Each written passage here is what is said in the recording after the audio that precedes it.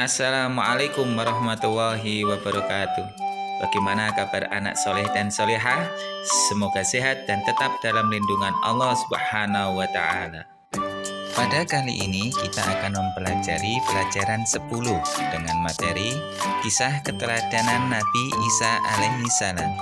Adapun tujuan pembelajaran yaitu menunjukkan sikap peduli sebagai implementasi dari pemahaman kisah keteladanan Nabi Isa alaihi salam. Seperti biasa, sebelum kita mulai pelajaran, mari kita berdoa bersama-sama terlebih dahulu. Raditu billahi rabban wa bil islami dina wa bi Muhammadin nabiyya wa rasula.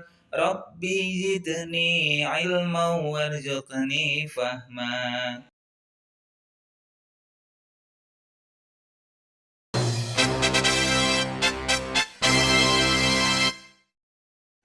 Nabi Isa alaihissalam diutus kepada Bani Israel untuk mengajarkan tentang keesaan Tuhan dan menyelamatkan mereka dari kesesatan.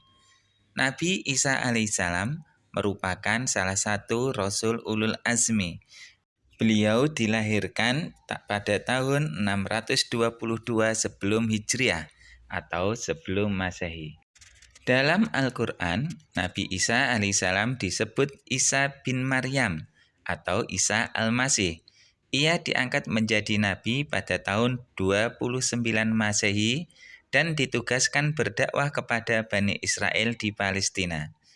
Namanya disebutkan sebanyak 25 kali di dalam Al-Quran. Nabi Isa alaihissalam adalah utusan Allah Subhanahu wa Ta'ala dan diberi kitab suci Injil.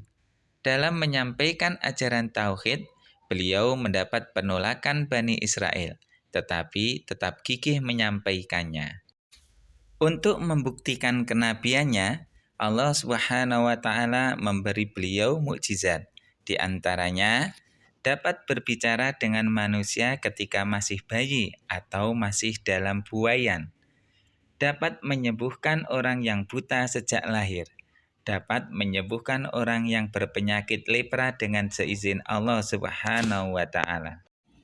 Sementara itu, sebelum diangkat ke langit, Nabi Isa alaihissalam menyampaikan kabar kepada para pengikutnya bahwa akan datang seorang nabi dan rasul bernama Ahmad. Nabi dan rasul yang dimaksud Nabi Isa alaihissalam ialah penutup dari seluruh nabi dan rasul, yakni Nabi Muhammad Shallallahu alaihi wasallam.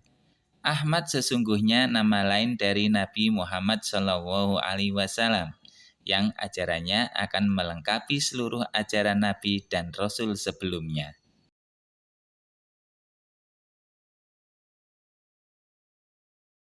Anak soleh dan solehah, berdasarkan kisah Nabi Isa alaihissalam di atas, marilah kita ambil hikmah dan suri tauladan. Di antaranya, kita harus menjaga kehormatan diri, kehormatan orang tua dan keluarga, seperti yang dicontohkan Maryam, ibunda Nabi Isa alaihissalam. Kita harus berani berkata yang benar.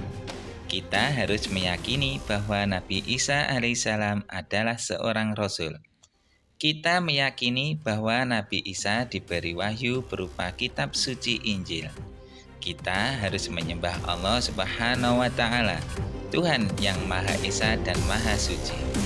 Kita yakin bahwa orang yang takwa pasti dilindungi oleh Allah Subhanahu wa Ta'ala, seperti Nabi Isa alaihissalam yang dikejar-kejar pasukan Romawi untuk disalib, tapi Allah Subhanahu wa Ta'ala menyelamatkannya.